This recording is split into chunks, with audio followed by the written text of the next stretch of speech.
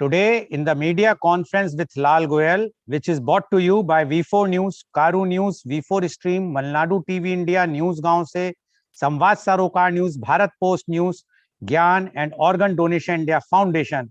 Our endeavor is to enlighten you with the current topic. And today's topic is not only current, but very, very relevant. And the topic is socio-economic empowerment. Socioeconomics, also known as social economics, is the social science that studies how economic activity affects and is shaped by social processes. In general, it analyzes how modern societies progress, stagnate, or regress because of their local or regional economy or the global economy. Societies are divided into three groups: social, cultural, and economic. It also refers to the ways that social and economic factors influence the economy. Social empowerment is understood as the process of developing a sense of autonomy and self-confidence and acting individually and collectively to change social relationships and the institutions and discourses that exclude poor people and keep them in poverty. Poor people's empowerment and their ability to hold others to account is strongly influenced by their individual assets such as land, housing, livestock, savings, and capabilities of all type humans such as good health and education, social such as social belonging, a sense of identity, leadership relations, and psychological self-esteem, self-confidence, the ability to imagine and aspire to a better future. Also important are people's collective assets and capabilities such as voice, organization, representation, and identity. Poor people's involvement in local associations and inter-community cooperation mechanism can contribute to social empowerment by improving their skills, knowledge, and self-perception. Local associations also act as self-help mechanisms through which poor people organize their economic activities such as farming cooperatives or microfinance groups. It is also important to recognize that associational life at the local level takes place predominantly within the informal sphere, such as religious organizations, traditional and customary institutions, and informal community-based groups.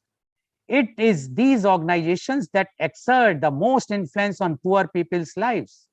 Vulnerable groups, such as the very poor, women, and marginalized communities, can often lack the skills and confidence to engage in community decision-making. It may therefore be important to support mechanisms designed to especially target marginalized groups in order to ensure that they can participate. It is argued that participation in local association can empower poor people to engage in public politics and collective action. However, research shows that building individual and collective capacities to engage in a long-term process. Economic empowerment is thought to allow poor people to think beyond immediate daily survival and to exercise greater control over both their resources and life choices.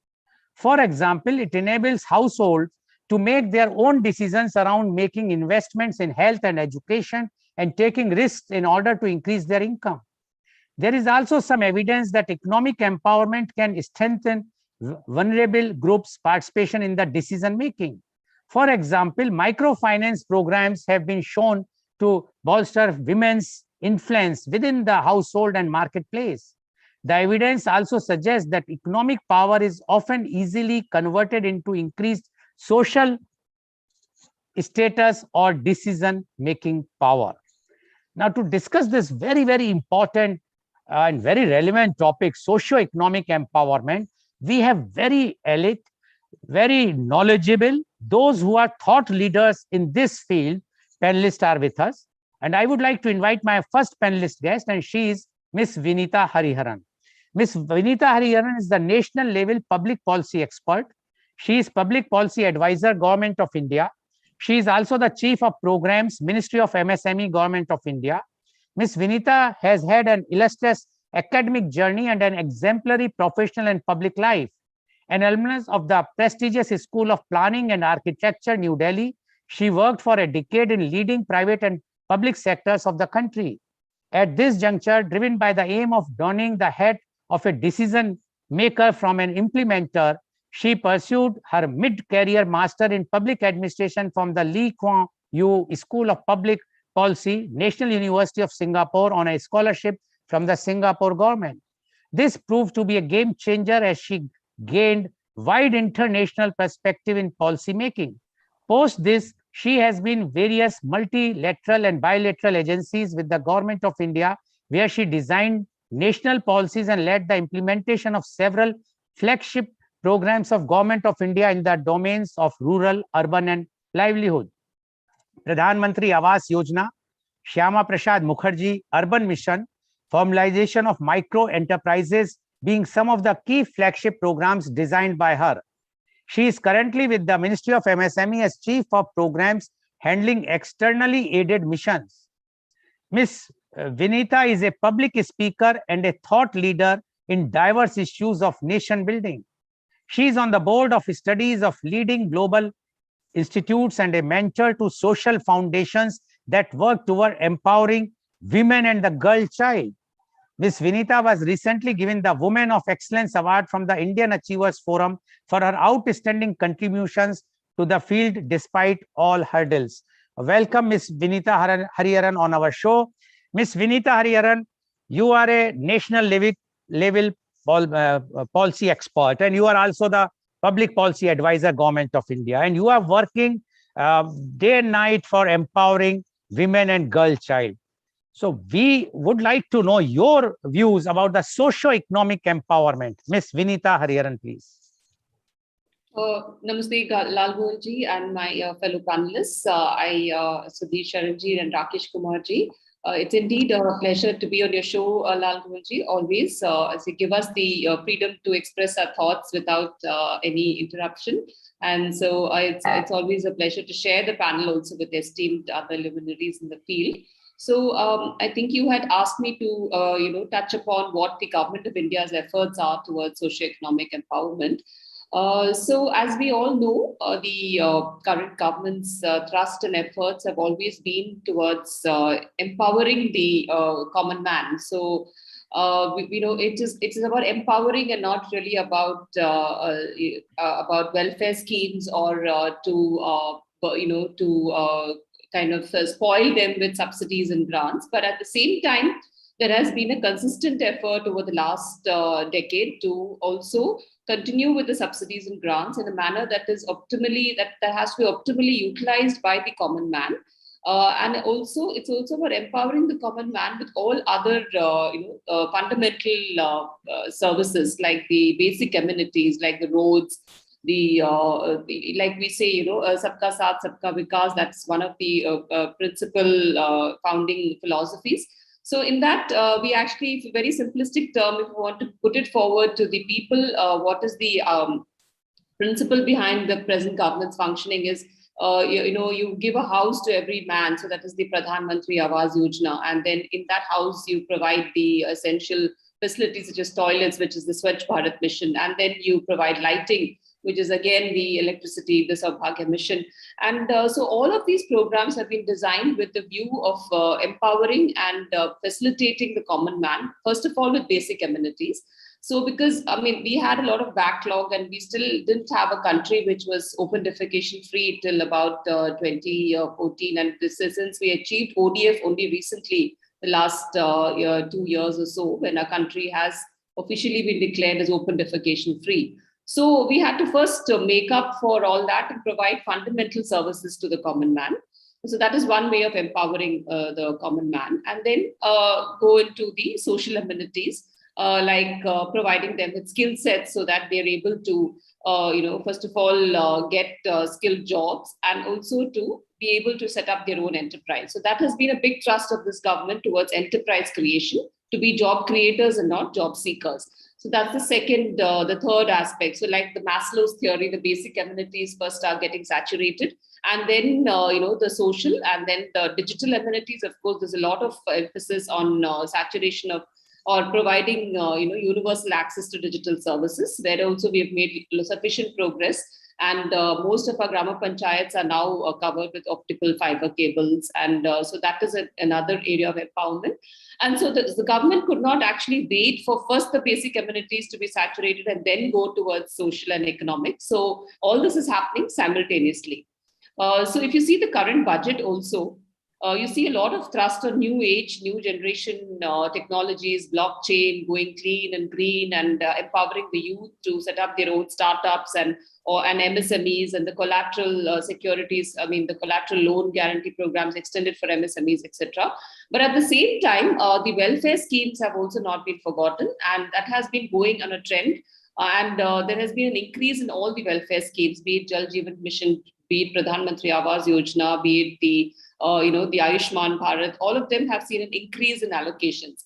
So that so this increase has to go on till we achieve saturation in basic services, and then we focus only on economic and social empowerment, like in the developed countries. So that's one aspect of the government's focus towards towards socio-economic empowerment. But apart from that, if you look at the affirmative action principles like the scheduled castes and scheduled tribes, the OBCs, and also the women, so all of these are constituting a substantial portion of our population. And so women empowerment, there are lots of programs and policies being designed especially for women empowerment.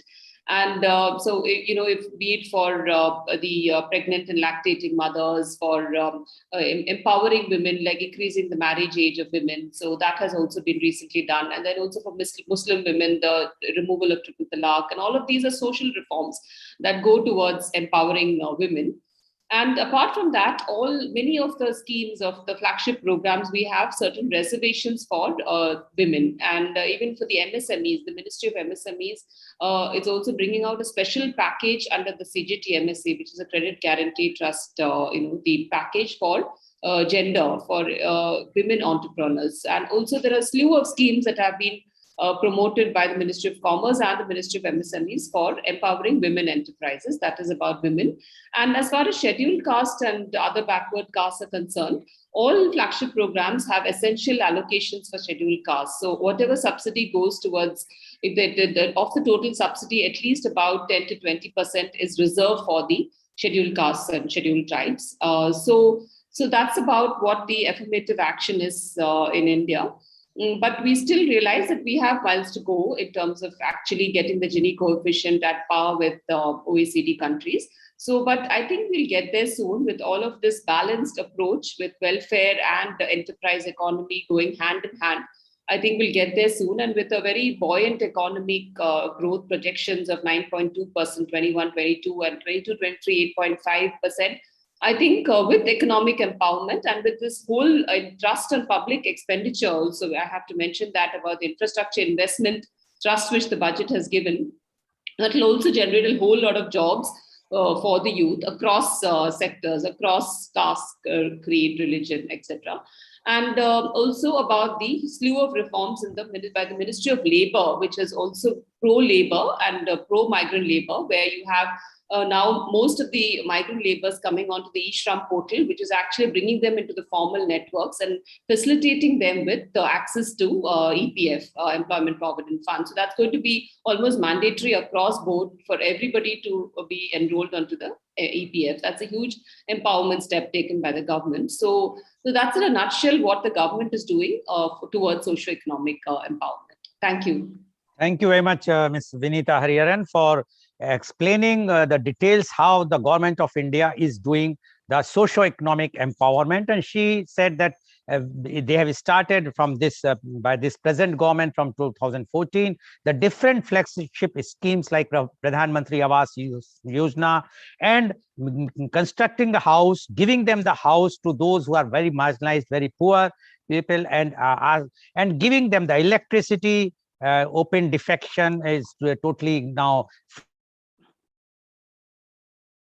free. India is free, and so we can giving them the toilets inside those houses. So according to her, by giving these basic amenities, it's we are empowering them. At least they will be able to stand in the society, and then training them for the skills so that they can become an entrepreneur, not a job seeker, but job givers. And according to her, according to Ms. Vinita, the government is also empowering the women, empowering the children, and all those marginalized section of the society. And for that, government has come out with many schemes. And she mentioned about this year's budget also, which has entrust about 35% amount has been increased in this capex thing, which according to her, the this capital expenditure will definitely give more opportunities to this marginalized section. She also mentioned that the government's this Shram portal will also be favoring the labor and the migrant laborers, because they all will be under now the Shram portal, so are covered under the EPFO and all those facilities which government will give, so they will not have the hardship which they faced earlier in the time of COVID, which we have seen. It was a very terrible time, but now the government has providing all those things. So according to Ms. Vinita Hariharan, it's a long way to go, but still the present government is doing lots of work. And according to her, if this thing will go on, the time will definitely come. It will take time, but it will come when we can say very proudly that the socio-economic empowerment is there. Thank you very much, Ms. Vinita Hariharan, for giving your views. Now, I would like to invite my second panelist guest, and he is Professor Dr. Sudhir Saran. Professor Dr. Sudhir Saran is the former visiting professor, IIM Lucknow and University of Texas at Dallas, USA. He is the senior director of Don Bosco Group, Bengaluru. He is the founder of Dr. Sharan Consultancy, California, USA.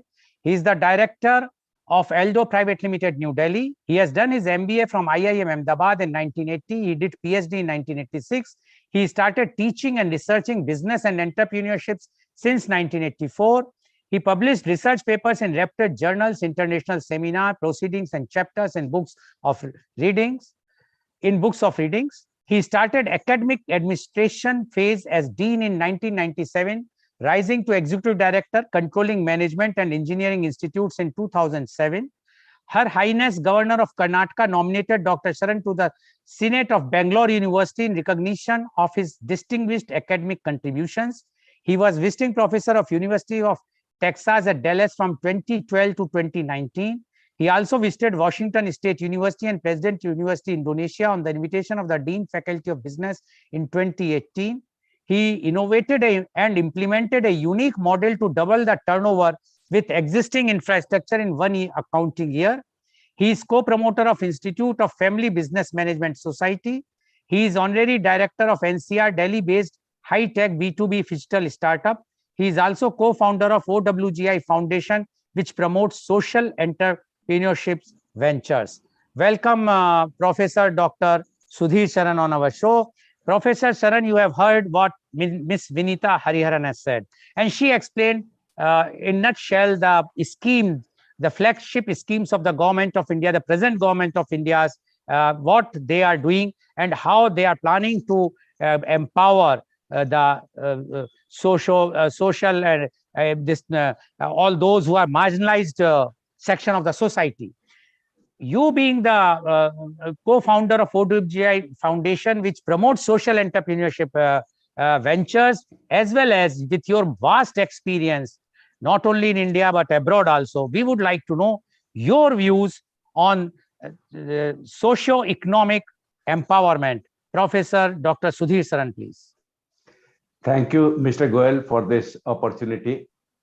It is a topic which is very close to my heart. And thank you, Ms. Vinita, for outlining what all is happening on the policy and practice front. It did bring a perspective to us. Thank you, Professor Arya, for joining us, for enriching the discussion. Topic is so broad that one man or one woman cannot do justice to it. So I'm happy, Mr. Goel, you have brought all three of us together so that we can get a comprehensive picture. The first thing that we must ask is, what is social economic empowerment? The second thing is, where do we stand in our country? Or if we narrow the focus, in the state of our residence or preference. And if we still narrow the focus, then the town, city, or village to which we belong. 3 levels. Thirdly, we want to evaluate and decide what is the way forward. Fourth and finally, if a country overlooks socio-economic empowerment, where does it land? Is it a good place or it is a horrible place? So these are the four things I plan to share my thoughts on in the limited time that we have. Socio is derived from social, economic is from financial and related entities. Empowerment is a concept where it is connected to, I'm happy Ms. Vinita mentioned Maslow's hierarchy. The top of the hierarchy, the concept which came up in 1930s by famous Maslow, is self-actualization. And therefore, as she rightly pointed out, beginning from the base level, physical needs, to intermediate needs, to the ultimate need which is there, this is our concept of socio-economic empowerment. Let man cross the glass ceilings, irrespective of gender, class, religion. None of these man-made barriers should stand in the way of what God has given us, nature has given us, if you are non-spiritual, if you are atheist, to achieve the highest one.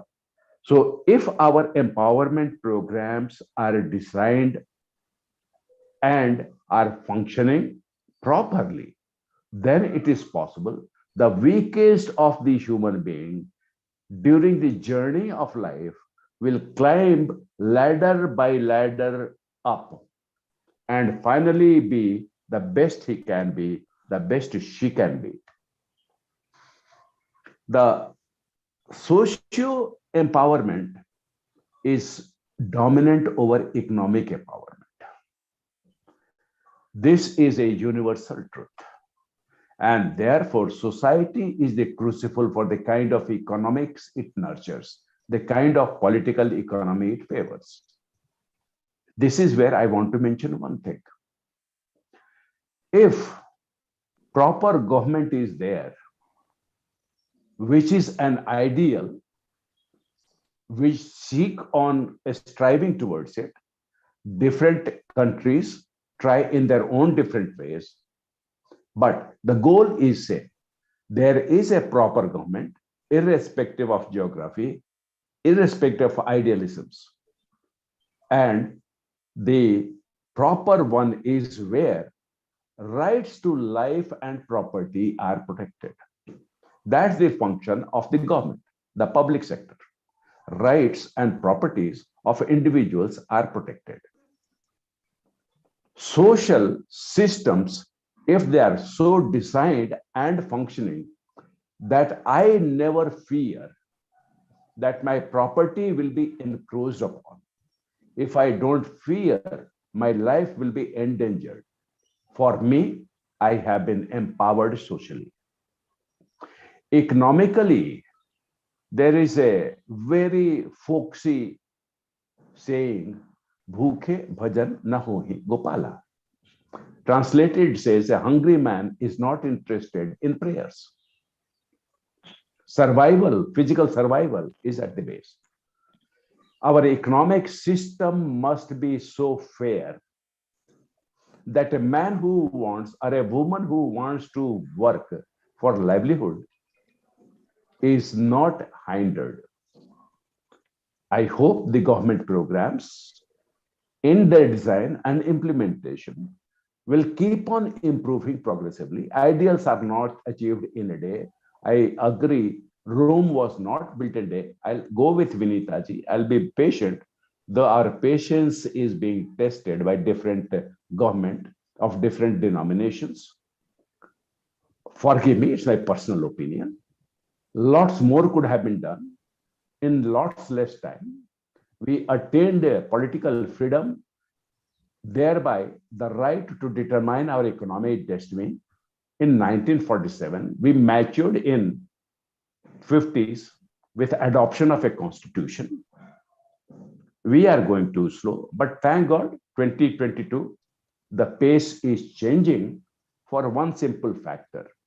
This brings to my third topic, and that is During COVID, when the first lockdown came, the lid was tore off our socio-economic empowerment. We saw inhuman scenes. The vignettes are fresh in my memory.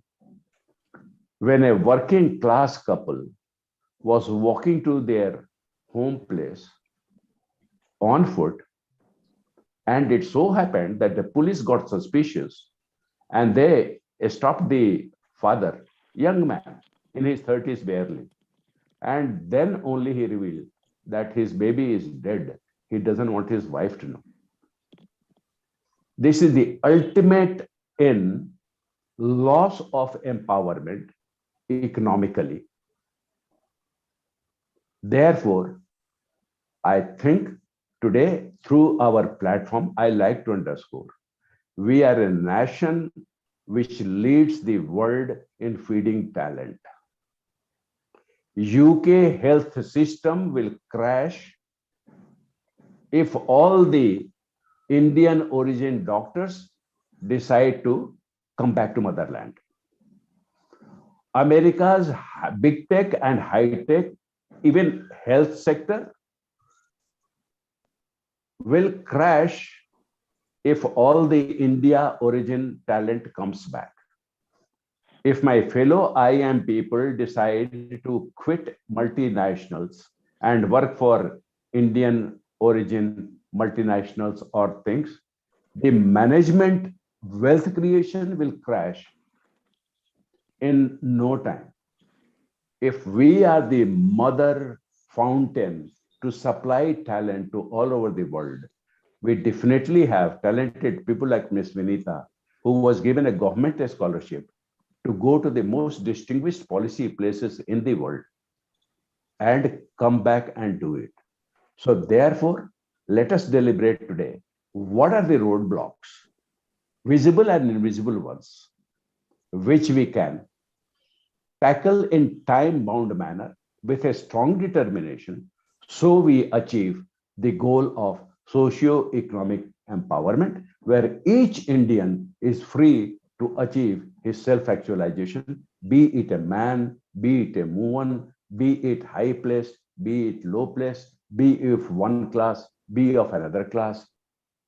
Differences notwithstanding, let us put our heads together today, Mr. Goel, and find a way forward. Thank you very much for the opportunity.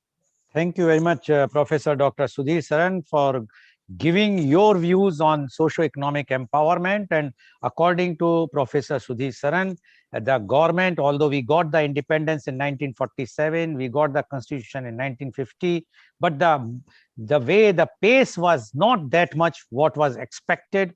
But now things are moving. But he says we have seen during the COVID time in the first lockdown how the tragedies, so many tragic scenes were there. He described one of them, and according to him, that is where our socio-economic empowerment fails. Until unless we will not provide all the basic things for the security of life and the property, we will not be able to empower the marginalized section of the society. So he says the government is doing well, but only thing is there are roadblocks. There are many things. And he also mentioned that India is giving the talents to all over the world, the best universities, the best tech companies, health sectors in UK, USA. And he says if they all will come, they will crash. But in India, we require more work to be done so that the real socio-economic empowerment be done. Thank you very much, Professor Dr. Sudhir Saran, for giving your views. Now I would like to invite my last but not the least panelist, and he is Professor Dr. R.K. Arya. Professor Dr. R.K. Arya is the Professor of International Economics at Manav Rachna International Institute of Research and Studies, Faridabad.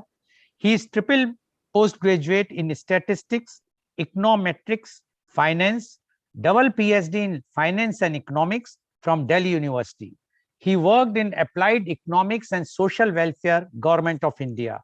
He contributed hundreds of articles in leading economic newspapers. He is guiding PhD scholars on various applied topics. He possesses thorough knowledge of social welfare, development, public policies, education, and employment. He attended many conferences, workshops, and presented papers. Presently, he is teaching MBA students. He has good understanding of international economics. He is having practical experience in education planning in Planning Commission, where he worked earlier. Welcome, Professor Dr. R.K. Arya on our show. Professor Arya, you have heard Miss Vinita Hariharan as well as Professor Dr. Sudhir Saran. Miss Vinita Hariharan gave all the policies which this present government is implementing through the flagship schemes, and the way of how the government is doing and how it is going on. And Professor Dr. Sudhir Saran mentioned about the policies which are there, but there are still some roadblocks and way to go. Now, being a reputed economist, and you have also worked with the Planning Commission, Government of India, we would like to know your views on this socio-economic empowerment. Professor Dr. R.K. Arya, please. Thank you, Goel Saab. And I am very pleased to share the dais with the two scholars, Ms. Vinita Hariharan and the Professor Sudhir Sharan. And they have elucidated the concept very well. Particularly Vinita Hariharan has got the direct applications which are being taken care of by the present government, that is strengthening the socio-economic profile of the people of the country with housing, with the healthcare system and the education and transport and all that. And she has also spoken about how the women can be empowered, and reinforced by this idea by Professor Sudhir Sharan. He has pointed out that the protection of life and property is very important, and it should not be looted, and then you become vulnerable and your socio-economic profile goes down. Of course, they have shed light significantly that how one can be intact on socio-economic status of the country. But since you have already highlighted in the preamble that the entourage to the subject is very wide and anyone can go through any route, so that will never be complete even if we continue to discuss for many hours. But still, lot of policy points and the discussion can take to a suitable direction where the policy should be there to strengthen the socio-economic profile. That is the empowerment, you can say, has to be done. The fact remains that India is suffering from acute poverty. Its Human Development Index, which is a proxy to the social empowerment, is pathetically very low, 128 among the sensible countries. You can say about 150, 160. We can never compare ourselves with the Syria or Sudan in Africa and West Asia. But at the same time, we are a dignified country, inherited the legacy from the British government, and whether we were expected to go, the British have gone in the country, or we were expected to follow the footsteps of our rishis and sages. We have not gone anywhere. The problem, in fact, was we inherited weakness from the previous system. First of all, I will comment upon the scheduled caste people. From ages, they were working in the menial occupation, as a result of which they were considered the rote in the society, and something could not be done, and they could not be protected through constitution also. Then coming to the scheduled tribes, that they are living in the secluded area, forest, where the outreach of public welfare is limited. So therefore, 7.5% population, or now it is 8.1% scheduled tribe, they have been left behind. They are dusted away from the mainstream of the socio-economic development. Gradually, the scheduled caste people have picked up, because earlier they were engaged in slaughtering, tanning, and then small cobblers like this. So their socio-economic profile continued to be low. But after the reforms in 1991, the government has fired all the engines of economic growth. But primarily, when we see that the socio-economic profile as depicted by the Human Development Index, which is pathetically low, does not give us too much of satisfaction. We are still struggling to raise the standard of the people in the country. Coming back to that is the literacy level, education, healthcare, sanitation, housing, transport, and roads, that is daily used roads, that how the people are struggling. It is giving us a kind of sense that the socio-economic profile has not been improving over the period of time. And I beg to differ that if we continue to give the free ration to the people, 80 crore people, and which is expected to be given the most poor, it means the people are still surviving on the alum given by us, so by the government rather. So that is again a very, very deplorable situation. We should not be contented with it. The second thing, when we talk about the literacy rate has moved very fast. It has gone to touch about 80% for the male and 62% for the female. But when you compare the literacy of the Uttar Pradesh, it does not compare with the literacy rate of Kerala, which has got 100% literacy rate. Because the thing is that whatever literacy the people of the Kerala has achieved, it is as per the books. But when we say that the people are literate up to 80%, so they cannot be considered as literate as effectively as the other are, because we are unable to take our voice to the political system. We are not able to raise our voice in the parliament, though we are the government by the people, for the people, of the people.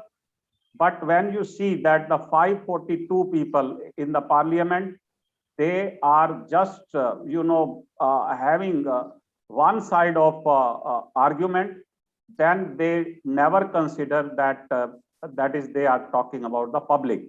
So one-sided affair in the government cannot alleviate the problems there in the socio-economic realm. What I have seen over the period of time, that the women they were kept in the four walls. In the rural area, they could not be allowed to interact. Somehow the microfinance, as you were talking about, has given some opportunity that in the self-help groups, they are in a position to discuss their domestic problems. They are able to participate in the political space, and they are in a position to take care of the education of the children. But since India being largely a patriarchal society, it does not give space to the women to participate in politics as well as in social domain.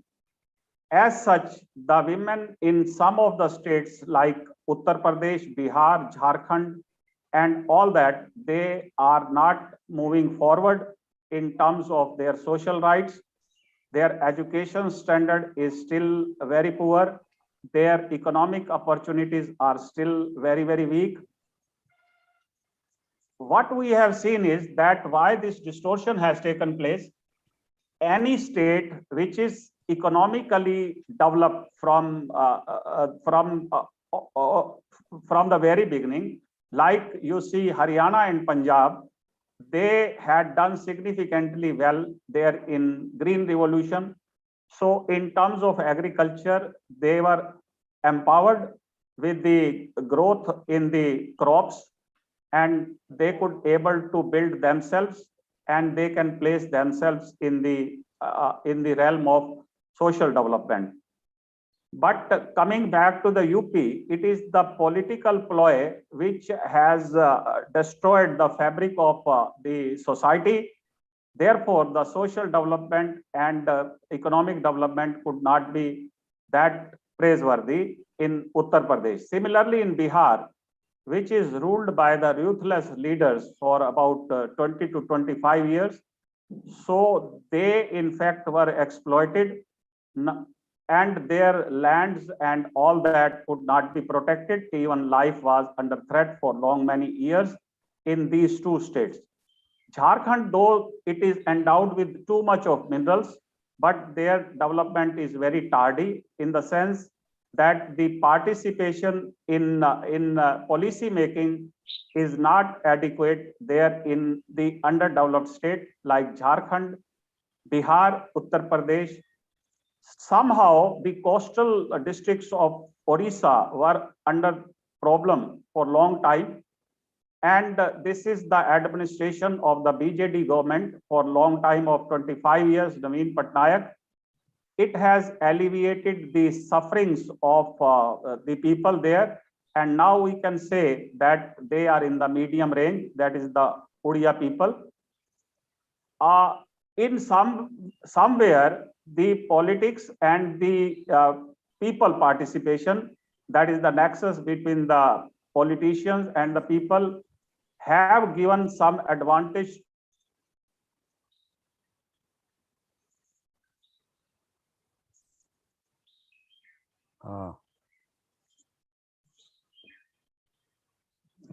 Dr. Saran, can you hear?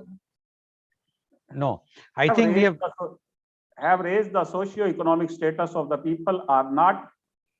This is a very puzzling type of question. It cannot be answered in certain terms. One, you will see that if the poverty alleviation was from 33% to 22%, it was brought from 2004 to 2014 with Manrega. It was considered significant. But now after COVID, we have seen that the poverty level is back to 28 to 29%. Then what we will have to say, it means the wealth distribution was not equal in the early time. So therefore, with a single, single effect of the COVID has taken a toll on the lives of the people, and also it has dented the income of the people. It means when the income of the people have been dented, and it is difficult to give them the succor that way that they continue to survive on the policy of the doles given by the government, freebies and all that, that how long the government will continue to give the ration. 2,50,000 crores of rupees is spent on giving the ration to the people. So there will be a time when it will have to be closed. And how long the government will continue to build 6 crores houses, given the fact that the people do not have the parcel of land where this house has to be built with 1,35,000 rupees, even though the toilets have been given. But how many of these are factually used for the purpose these are given? Now the government is trying to reach the jal se nal, nal se jal.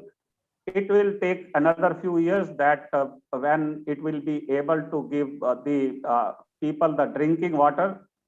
Malnutrition level is very high in the remotest area. So work opportunities in case are not available in the remote area, these are not equally distributed.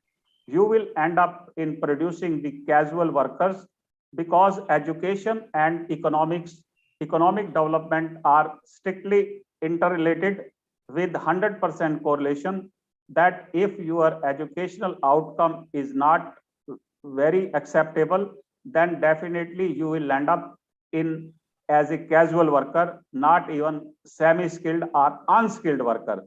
You will be only the casual worker. At present, we have got a military of casual workers. They are not employed. What you will say about in the big cities like Mumbai and Delhi and Trivandrum, where thousands of people are sleeping on the pavement and they are spending day and night there, whether we should consider them the socio-economic strong people? No, because they do not have the roof over their head. They have not gone into the school, or there was not proper, sports system missing from the government. So now economics is called here in the sense that it is the government which has to set the direction of the development. How it sets the direction of the development, whether it is matching the manpower supply with the demand of the manpower. We have constructed thousands of corporate sector after 1991, but their employment is only up to few lakhs of rupees, few lakhs of that is people. But when it comes to the MSMEs, that is roughly around 6 crore 30 lakhs MSMEs are there. 12 crore people are working there. It means 2 persons per unit. What will be the level of productivity? What will be the goodness of productivity there? This is the reason that small MSMEs, they are not given social securities in terms of the provident fund, in terms of the ESI facilities, in terms of that is social safety net. All are missing there. Therefore, the reason the government in fact is doing the lip services, it is making e-Shram portal where the labor can register themselves, that in what location you are, simply they can write. Otherwise, they do not have any profile because they have got no education, they have got no skill at all. Only the labor, quantity will be mentioned there in the e-portal. It will, how far the government will able to protect their minimum wages through Minimum Wages Act, it is next to impossible.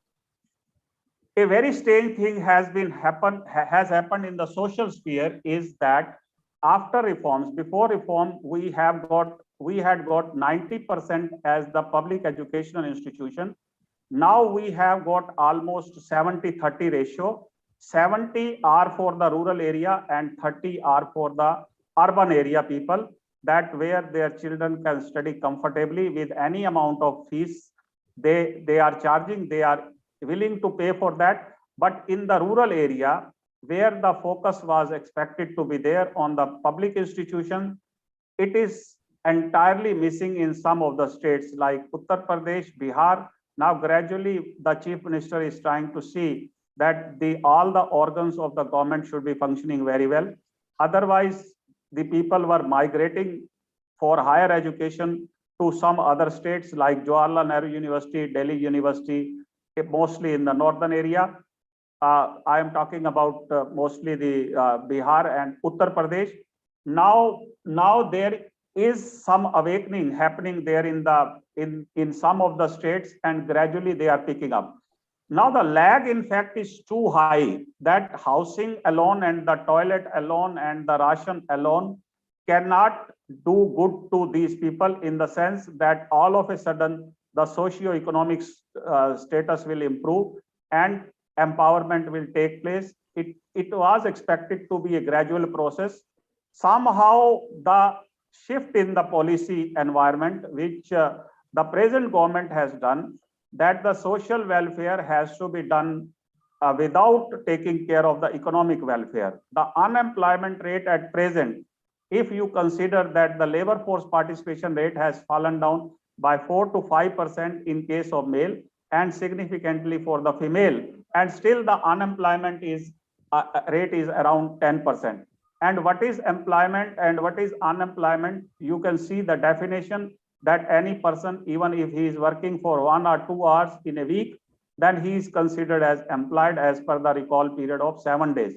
But when you see whether actually they are economic empowered can be seen from the fact that the child labor has not been abrogated so far in the country. Whenever the people see the opportunity, they engage the child labor.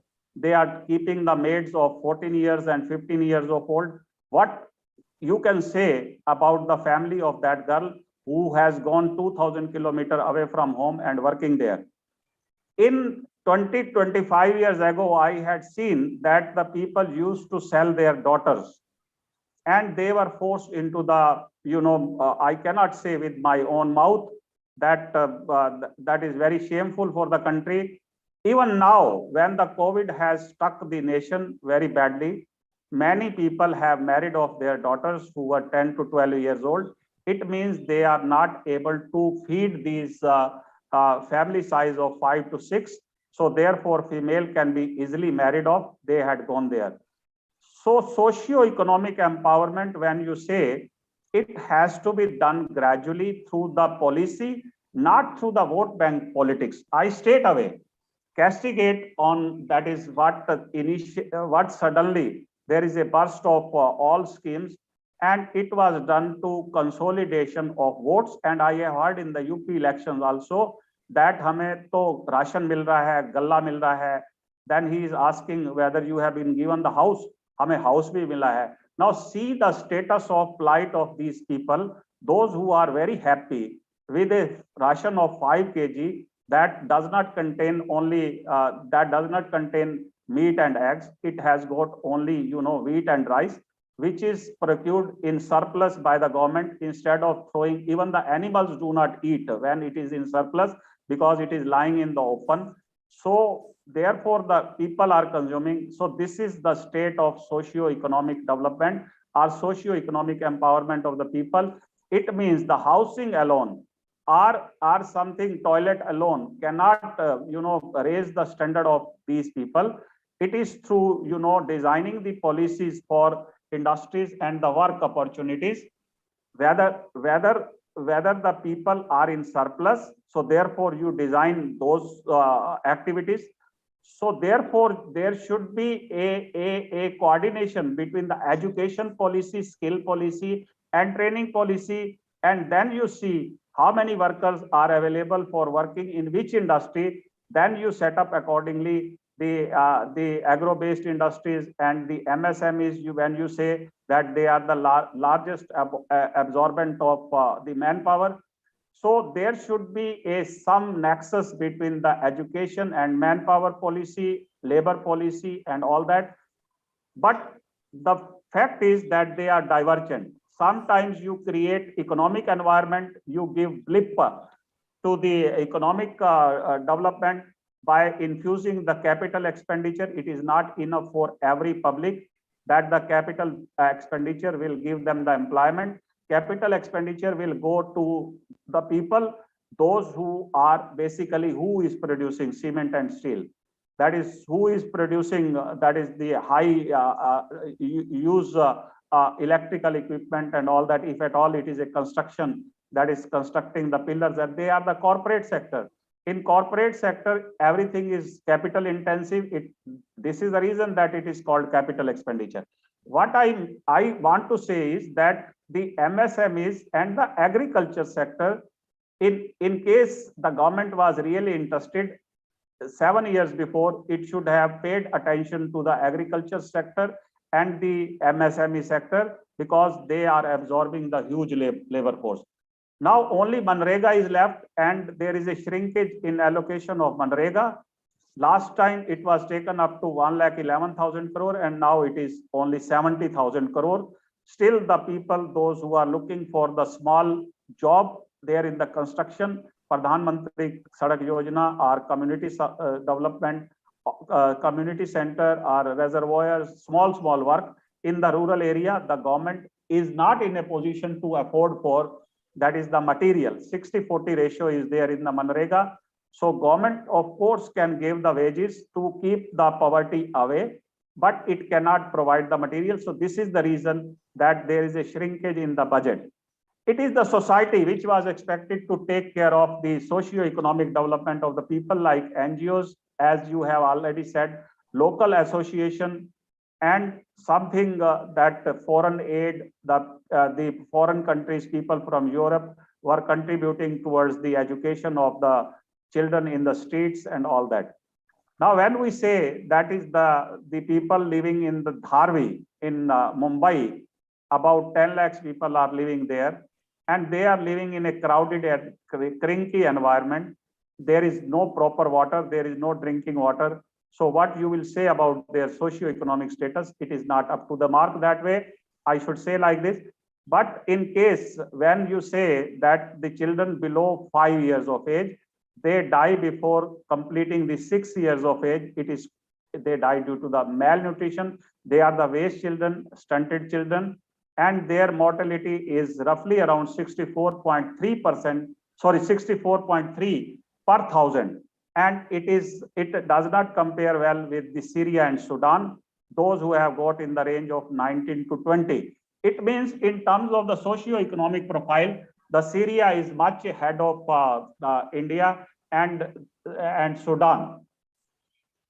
When we continue to neglect the people for our own gains, and the political paradigm will change, definitely the people will suffer. People do not have the say there in the parliament and legislative assembly. Equal participation, people participation is not there. So therefore, there will be a problem in the decision making, and the delivery of fruits cannot reach up to them. I think now you are raising alarm for me, so I have understood it. There is enough to say about it. I will come back to you, Professor Arya, in the next round, so that you can. I am stopping unwillingly. Thank you so much. Thank you very much, Professor Arya, for cooperating, for stopping, although unwillingly. But yes, because Professor Arya raised many very important questions. As Miss Vinita has mentioned about the Pradhan Mantri Awas Yojana, about electrification, about the empowerment of women and children, and all those. Professor Arya is having some different views about this thing. So, and he has given all in a very, and he compares few states. He says, yes, literacy, we have increased drastically. Now we are about 80%. But see the literacy rate of, compare with the Kerala with the Bihar. Kerala is all 100%. What about Bihar and UP and Jharkhand? So according to Professor Arya, economic of a state also plays a very important role, for which he mentioned about Haryana and Punjab, how because of the Green Revolution they have established, and that's why their literacy rate and their social economic empowerment is far more than the states, adjoining states of Uttar Pradesh and Bihar and Jharkhand and all those states. Thank you very much, Professor Arya, because I want that whatsoever things you have raised, let's hear what Miss Vinita Hariharan will say, because she is right now in working with the government, and she knows what is the policies, how they are planning to cover up what you have mentioned. So thank you very much. Now I will go back to Miss Vinita Hariharan. Miss Vinita Hariharan, you have heard Professor Dr. Sudhir Saran as well as Professor Arya.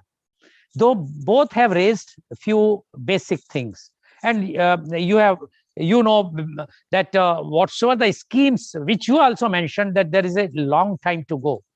But as Professor Saran mentioned about the that how the lid was open when the COVID-19 was there at the first lockdown, and Professor Arya has given the figures. He also mentioned, he says that the free ration is not a good thing for a country with 80 crore people are depending on that.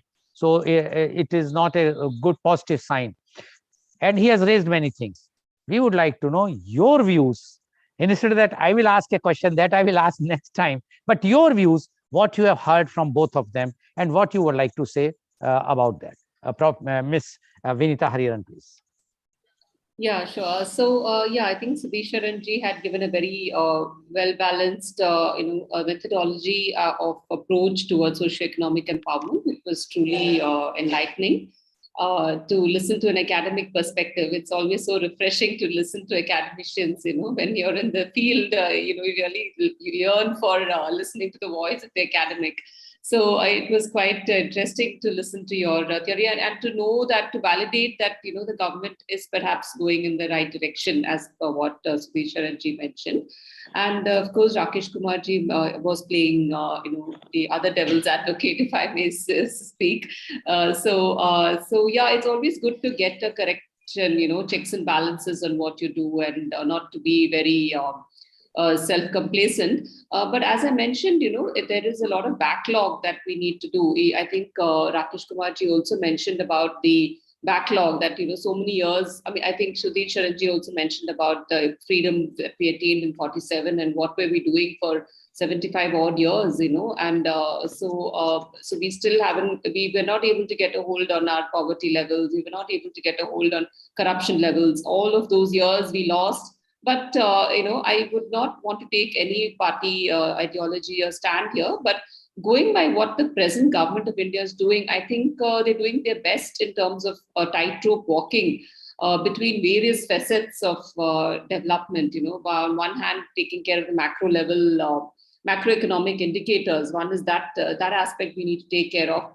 Apart from that, we also need to take care of our poor and also the rich as well, because we need income, we need tax income, we need money, we need revenue to run our economy. So we need to take care of all sectors, all aspects, and all groups of society. So I think that way the government has done a very well balanced role. And in the last 10 years, whatever said and done, even independent observers, independent evaluation agencies have evaluated these schemes, the success of schemes such as Swachh Bharat Mission, and they've come out saying that it is really there. The Swachh Bharat Mission toilets are there, and most of them are actually using it.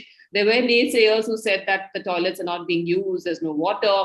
But then, of course, there were teething issues. And the next phase of Swachh Bharat, we saw ODF Plus, in which water supply was given to the toilets. And it's going on and on. So that, it's going on with that gusto or with that momentum that it achieved in the first phase. So that's as much as the basic amenities are concerned. And we also know about Awas Yojana and all the earlier regime. We saw, houses being constructed in ghost islands, so to speak, the JNNURM houses, which were constructed in far-flung areas, and no one to occupy. There are data showing that there were hardly 25% occupancy in those houses. So what use is of those houses when you're not occupying them? Because there was this traditional flaw that they were doing, that constructing houses in outskirts for the slums and asking the slum dwellers to shift out of the cities, which never works. So the slum upgradation had to be the program of choice, and so which this government is actually talking about PPP and inviting private builders to come in and build affordable houses wherever it is, and I think the success rate is much more, as we can see the figures speak themselves. So as far as fundamental services and basic amenities are concerned, I think we're getting it pretty right. Of course, the COVID, now when you talk of COVID, we see, yes, pictures of laborers migrating out and mass exodus that happen in a country like India, with teeming millions and billions here, and with a variety of states and different poverty levels, grappling with so many poverty levels, and a global pandemic hit the entire world, and a country like India of mammoth size and huge challenges, varied challenges. I think that was bound to happen. There were some slip-ups that were bound to happen, but the government got their act right, and I think we've more than made up for that. And we've had a slew of reforms coming in the labor sector. We didn't see that kind of exodus happening again in the phase 3 or in so phase 3. And then we got our vaccination story right. We got a hold on the vaccinations. I mean, we have to give due credit to this government for achieving this, massive record in vaccinations, and with again current initial teething problems, but then we got a hold on it with all our digital platforms, with the Aadhaar linked vaccinations and all of that, and so we actually achieved a lot in that front, and we also increased our health spending tremendously. When there was better late than never realization of the government that health expenditure was low. Traditionally, it has been much below WHO standards even before this government came. But then at least the COVID, helped not only our country, the entire world to realize that there has to be a lot of impetus in health expenditure. And that has considerably increased now with all the programs, the Swasth Suraksha Yojana and all of that, the Ayushman Bharat and the whole PPP investments coming into the health sector to construct, health facilities. So even our health facilities at the primary level, till now we haven't got that right. The last so many years of independence, we don't have all our rural areas having access to basic healthcare services. So we have a lot of homework to cover, and so we need to give the government time. And but then again, in a very short span of time, in the global pandemic crisis, I think we've emerged the winner, so to speak, amongst all the countries. We are still rated as one of the leading economies of the world, not only by the government themselves, but by independent agencies such as the World Bank and the IMF. So I think we're not being complacent. We realize where we stand, and we know that our poverty levels are still, we need to take cognizance of that. And that is why the slew of welfare measures have not been mitigated. They've actually been increased, while also understanding that subsidies are a moral hazard, subsidies is a dead rent. So we very well realize that we believe in market economics. The present government believes in market economics, but then we cannot ignore welfare economics so suddenly, because we have a huge backlog of poverty to cover. So I think it's a well-balanced act by the government. Yeah. So let us be optimistic and hope that, and give due credit to where it is required. And so it's not easy to run a government like India and to run a country like India. And of course, the states he mentioned, yes, of course, most of the subjects, are in the state list. And so the central government can only do as much as it can to facilitate the states to do their best. So it's upon the states to utilize these government programs which are being doled out in good measure, and they need to utilize it effectively. Now, I know very well the pain that is there in the last mile access to programs, because a lot of issues are with the state governments. State governments have to play their role in implementing the central government programs without political, affiliations. I know of state governments which don't want to implement central government programs just because they belong to the opposition party. So, which is such a injustice done to the common man, and also they change the label and they make it as it is their own program. But even then, the government is not objecting to it because they want the last mile, the last man's benefit to be taken care of. So, and as far as rations are concerned, free rations during COVID, I mean, we have to do that. Look at all what other countries have done. We haven't given subsidies to MSMEs.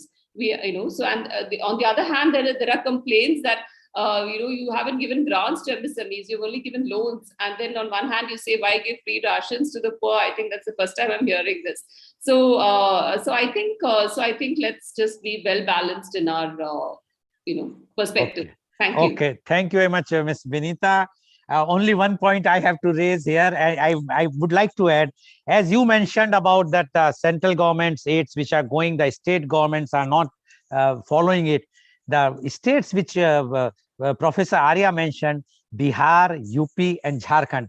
I think two of the states are of the same regime of the political parties. Yeah, where the central. I have to intervene, but he also accepted and acknowledged that Bihar has done well, and also Uttar Pradesh is a mammoth change in paradigm shift in the way things are working in Uttar Pradesh post this government came in.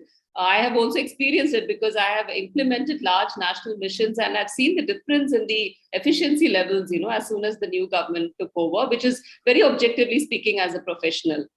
Okay, but still the figure says that your home state, Kerala, is doing the best in spite of the opposition party there. Your own planning commission or the Niti Aayog has given No, it's not about they're doing best now. They have traditionally got an upper hand. We accept that on the health indicators. That was at one point of time, but this current global pandemic, they were not able to withstand the migratory pressures, and the so-called, the God's own country could not really live up to the expectations of their own migrant laborers, on whose income they're actually dependent. The NRI remittances is the maximum percentage of the economy of Kerala government. They were not able to cater to the NRI population when they came back to their motherland.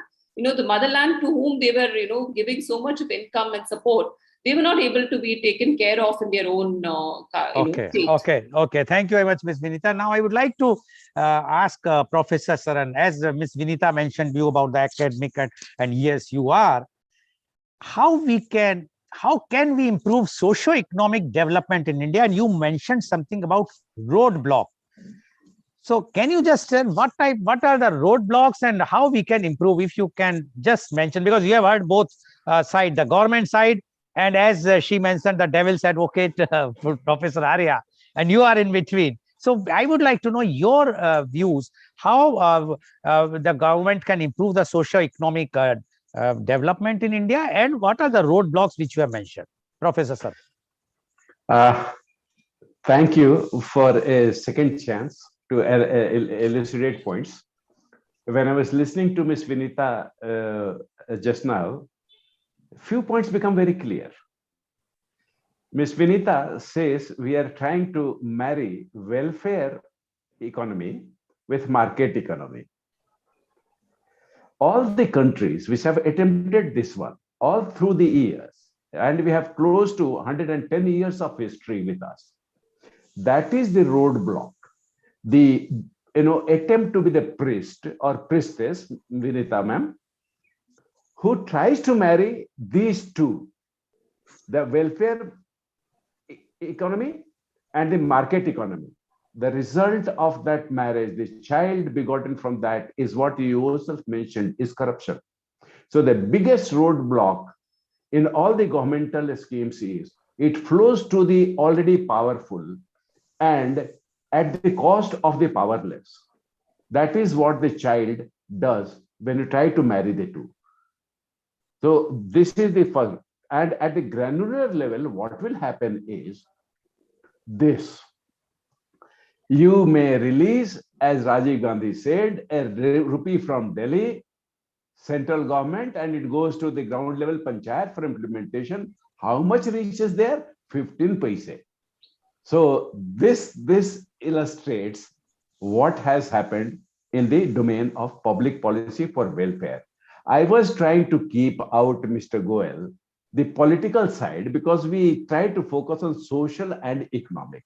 If we insist on breaking the political thing, then remember one other roadblock is we, the people with voice, do not speak truth to power.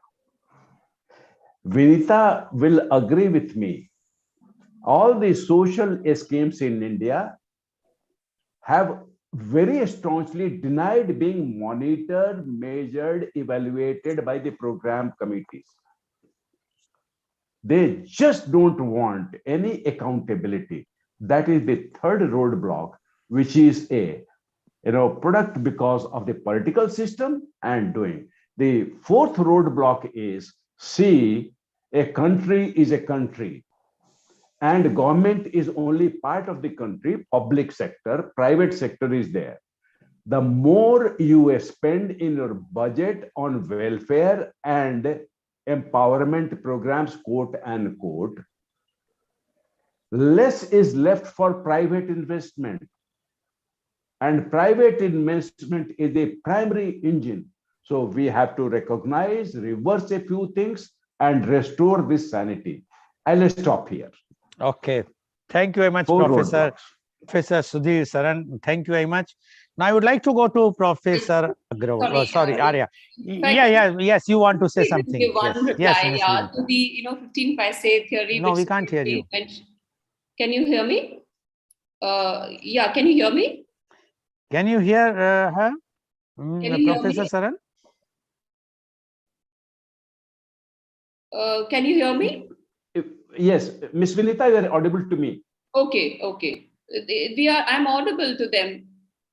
Lal Goel ji, can you hear me? And now I can hear you. Yes, please. Go ahead. So, no, what I just wanted to quickly just, intervene when he talked about the transfer. So that is very well understood, the 15 paise to 70 paise thing, which Rajiv Gandhi ji mentioned. So that is why the direct benefit transfer has come in this government and has been implemented very strongly, wherein we're actually trying to give the last mile benefit directly to the beneficiaries. And that has got a lot of success rate in this government. So the flowing between state to block to district is not happening anymore in most of the programs. It's going directly to the beneficiaries. That is one thing. And about welfare and market economics, what I meant by the balance is not welfare to market, but both are going simultaneously. There is a thrust on the welfare economy. You cannot withdraw suddenly the subsidies, whereas there is also a lot of thrust towards incentivizing private sector investment. Okay. Thank you, Ms. Vinita, for your interjection. Now, Professor Arya, you have heard what Ms. Vinita has given the counter of what you have raised. Now, without asking you any question, I would like to ask you, or I want you to say something about what she has mentioned and the roadblocks which Professor Saran has mentioned. What are your views? Now you can say. And you will have, say, about 5 minutes to speak. So you will not blame me that I have stopped you. Please go ahead.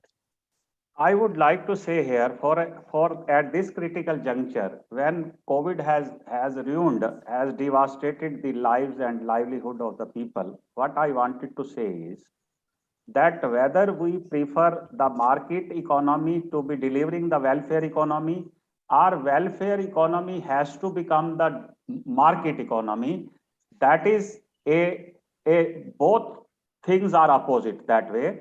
whether the welfare economy can make the market economy or market economy can make the welfare economy, both cannot do simultaneously. Because every state, every country is a welfare state, first of all. Even in United States of America, roads and dams and railways and all that are to be built up because the infrastructure in USA is becoming older by 100 years old. So therefore, there is a need to do the welfare economics there. It will never be a part of the market economy when you are giving the basic entitlements to the people of that particular advanced country of United States. We are somewhere between the, India is on one extreme and United States on the other extreme, and in between the two, there is China. China is a community development state. It is a community government which is trying to see the welfare as well as the market economy both. Here in India, we are nowhere. We are fixed between the two things. We are caught between the two, whether we want to a capitalist economy or a welfare economy. But by now you will see that how much is the market capitalization of the Bombay Stock Exchange? It is 145 lakh crore. And how much is the disbursement by the banks? You will see of yourself whether we are in a situation where we are not neither able to decide whether we are to go market way or the welfare way. If the disbursement by the banks would have exceeded the market capitalization of the banks, then we would have said that we are well on the welfare way and we are strengthening the socio-economic empowerment of the people. But it is not. How the market is running, you will see, and how soon it sheds 5,000 points, you will be surprised to that. It was a greed for the foreign investment. It was the greed for the foreign exchange. This much was not needed. Now we are having the foreign exchange reserve of around $680 billion.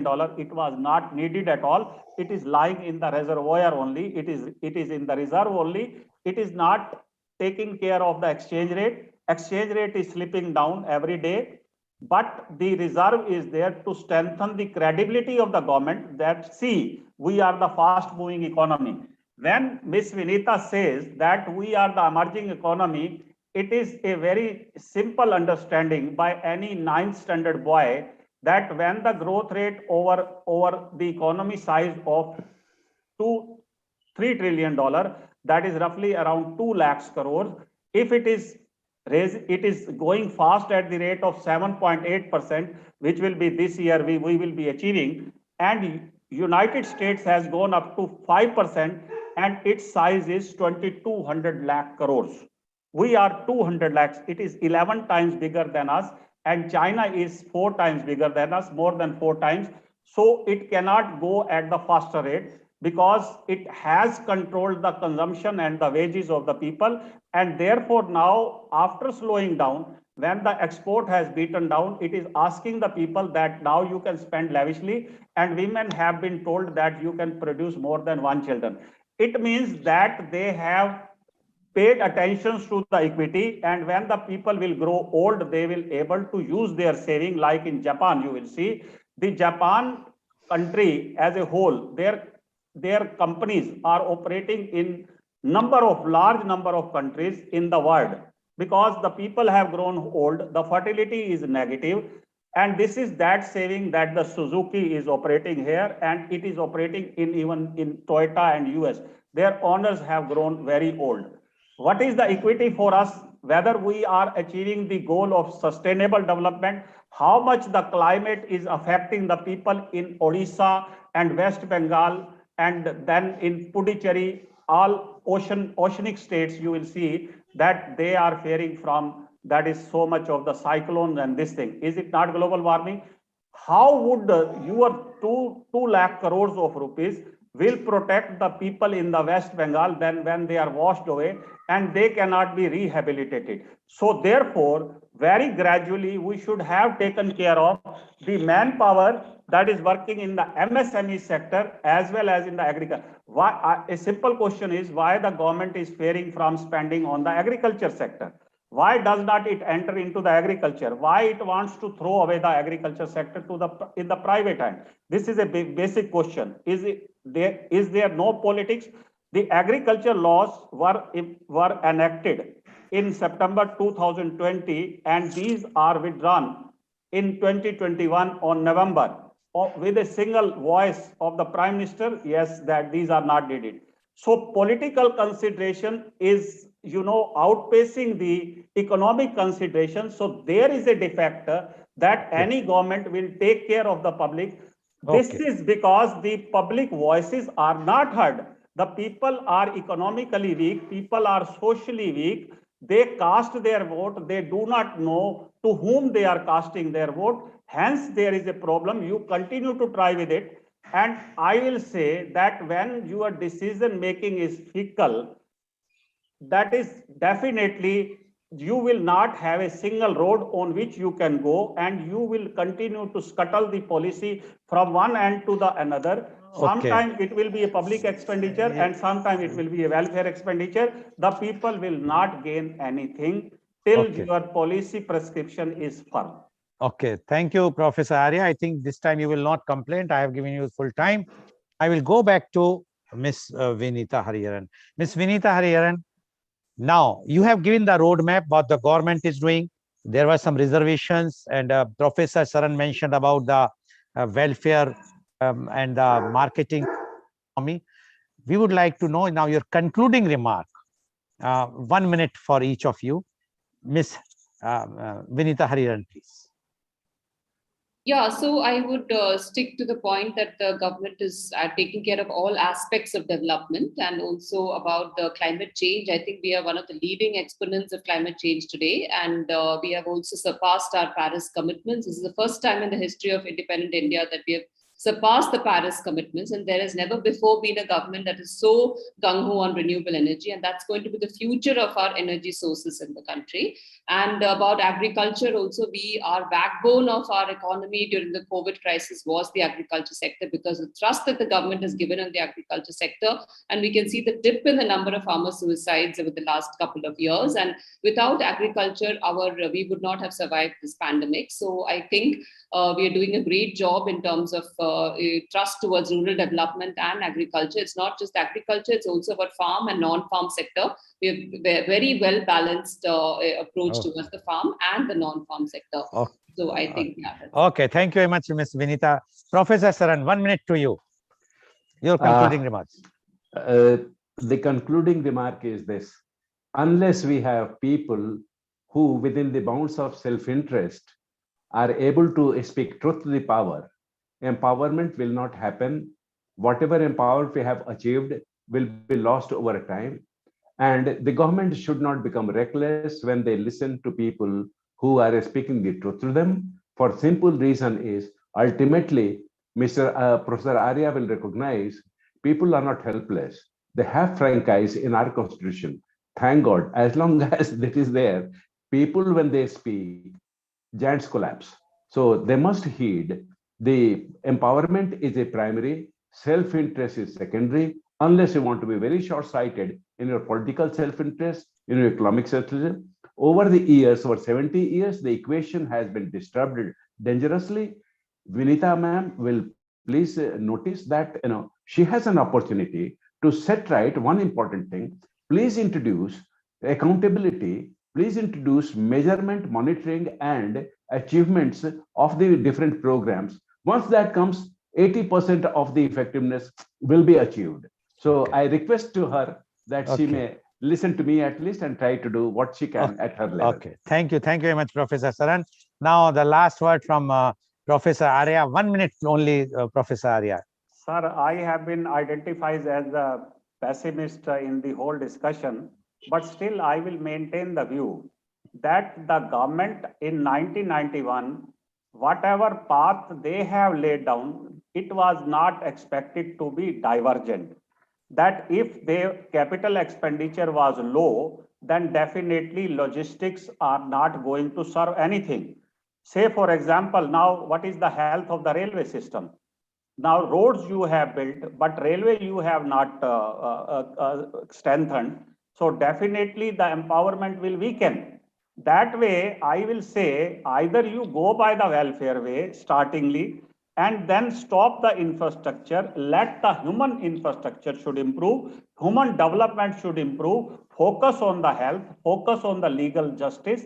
So we focus on the social justice. There are a lot of ministries. Focus on the rural development and forget about the capital expenditure for the time being. Let the people not die at the cost of building the infrastructure and showing expressway. This is my simple viewpoint, because lives are more important than infrastructure. Okay, thank you very much, Professor Arya. So viewers, you have heard the views. One view from the government side, other view was from academic side, and the third view, economists who have some reservations, and as Ms. Vinita mentioned, the devil's advocate or pessimist. But it's a healthy thing. So that is what we wanted. That we want that the people should hear what are the views, what the government is doing. And as Ms. Vinita has rightly said, it's a long way. It's not that you will achieve everything overnight.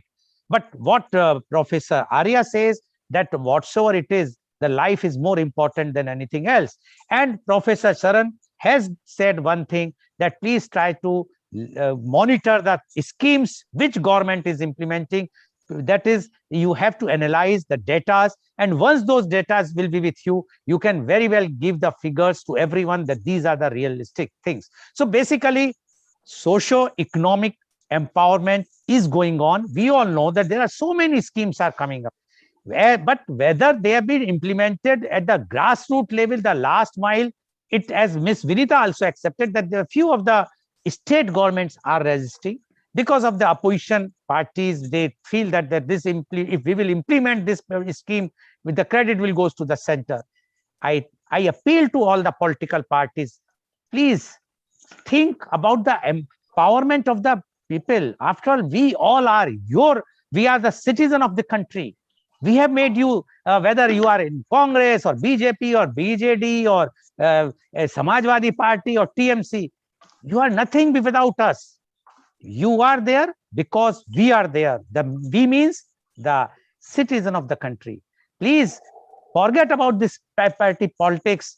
Come overboard. If a policy is good by the central government, please implement it. If you feel that it is not good, you come out with your own policy, good policy, and tell the things. But come out, do the work, so that it can be seen on the ground level also. Although the things are on, but still the miles to go. Thank you very much. And today's program has been live telecasted by V4 News, Karu News, V4 Stream, Malnadu TV India, News Gaon se, Samvad Sarocar News, Bharat Post News, Gyan, as well as was shown live on Facebook and YouTube. And our endeavor to bring to you every day new topic. Tomorrow, in the media conference with Lal Goel, we have already started a new series from the last week. That is the Democratic Reform series. And tomorrow our topic is judicial reforms in India. Last week we have taken electoral reforms in India. Now tomorrow the topic is judicial reforms in India at 10:30 a.m. And our panelists are Justice Rajiv Lochan Mehrotra, former High Court Judge, Chairman Review Committee Shahjahanpur, Judge Pramod Kumar Goel, former District and Session Judge Meerut, Advocate K.C. Jain, social activist and Supreme Court lawyer Agra, Dr. Naveen Gupta, Director, Hindustan Institute of Management and Computer Sciences, HIMCS, Sharda Group of Institutions, Mathura. So please tune in tomorrow for media conference with Lal Goel at 10:30 a.m. Thank you very much, Ms. Vinita Hariharan. Thank you. Thank you very much, Professor Dr. Sudhir Saran, and thank you very much, Professor Dr. R.K. Arya, for giving your views. And thank you all the viewers for watching our show. I'm sure today's program is very enlightening, but please see to it that we are also responsible. We should not leave every responsibility to the government. If we are doing something, we must do honestly, whether it's a Manrega work or whether it's anywhere we are doing. After all, we are building our own nation. Politicians will come, will go, but we have to be there, or our children will be there. Thank you very much. Thank